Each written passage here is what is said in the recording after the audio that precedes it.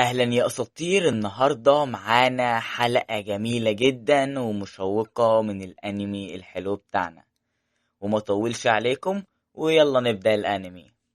بنشوف واحد بيجري في الغابة وكلاب كتير بتجري وراه وبيحاول يهرب منهم.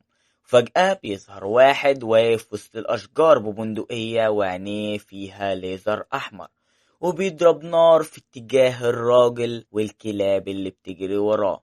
وتاني يوم بنشوف بلتيز وهو رايح يركب سفينة سفر ضخمة، ومستغرب إن في ناس كتير من الفقراء هيركبوا معاه السفينة، والمفروض إن السفينة دي بيركبها الأغنياء وبس. وبيبان من كلامه إنه نرجسي جدا ومش بيحب الفقراء ولا بيحترمهم. وبنعرف إن فريد شغال معاه وبيشيله كمان الشنط، فبيقوله إن السفينة فيها غرف للأغنياء وغرف تانية بسعر رخيص للفقراء. فجأة بنشوف بنات كتير بيجروا على بلتيز علشان يتكلموا معاه لأنه مشهور جدا في لندن، فبياخدهم وبيطلعوا السفينة. وبيظهر نيسان وراه، فبيبلغوا فريد رسالة علشان يستعد، وبيقوله إن الهدف هيركب السفينة في الوقت المحدد. وبنرجع بالزمن من كام يوم لورا وبنشوف نيسان وهو قاعد مع أصحابه بيقول لهم إنه عايز يحارب النظام الطبقي اللي الأغنياء عاملينه في لندن. فبيسألوا موران قول لنا هنحارب مين وهنحاربه ازاي واحنا معاك.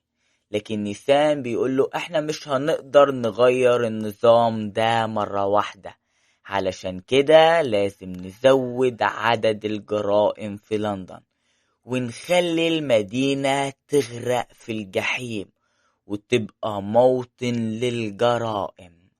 فبيطلب منه موران يوضح لهم هدفه أكتر علشان مش فاهمين منه أي حاجة.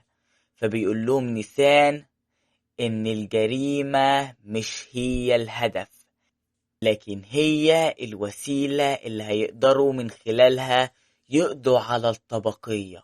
علشان كده أكتر حاجة ممكن ترعب الأغنياء وتخليهم يوافقوا على أي نظام يتفرض عليهم هو الموت.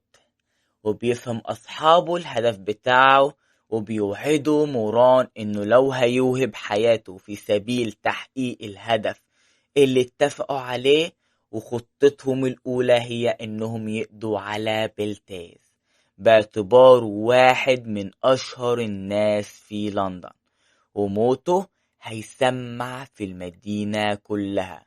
وبيطلع بلتيز السفينة بيخبط في واحد من الناس اللي طالعين وما بيرضاش يقف في الطابور بتاعهم، وبيطلع من مكان تاني فاضي.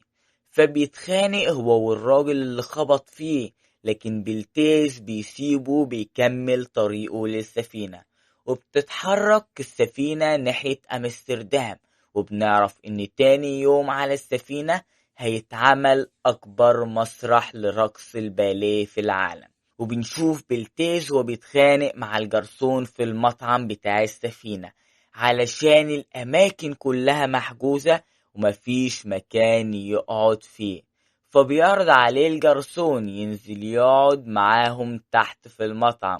فبيتعصب عليه بلتيز وبيقوله أنا من الأغنياء وما ينفعش أقعد مع حد من العامة كده في نفس المكان. وفجأة بتجري من جنبه بنت صغيرة، فبيقع العصير بتاعها على جزمة بلتيز. فبيتعصب عليها وبيخوفها، والبنت بتجري على أمها وهي بتعيط. وبنشوف نيسان وهو بيديله منديل علشان يمسح ايده، وبيقوله انا ويليام جيمس مورياتي. فبيقوله بلتيس انه سمع اسم مورياتي في الجيش. فبيقوله نيسان انت اكيد تقصد اخويا الكبير ألبرت، هو موجود معانا على نفس السفينة. في الناحية التانية بنشوف فريد وهو بيتفق مع الراجل اللي اتخانق مع بلتيس.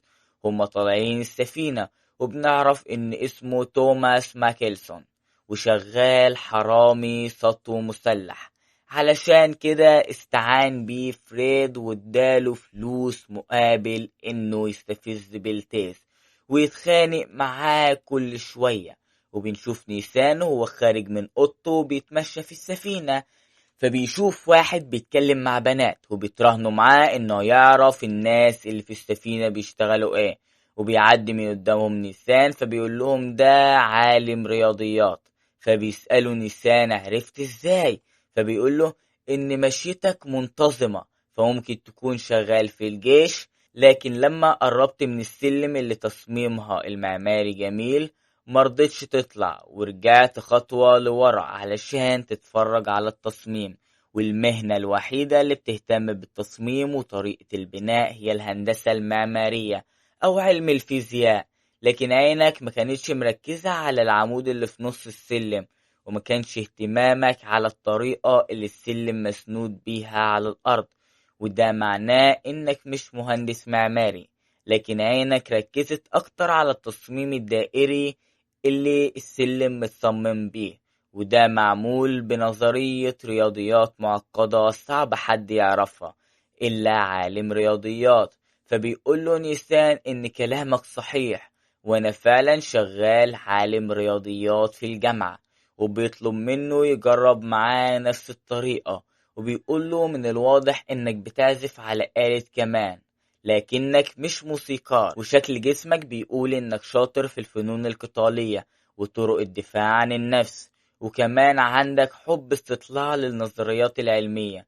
وبيقرب منه نيسان وبيشم ريحته وبيقوله إنه بيكره إدمان المخدرات وإنك شغال في جامعة أوكسبريدج، لكن لهجتك بتقول إنك أقرب للطبقة العاملة.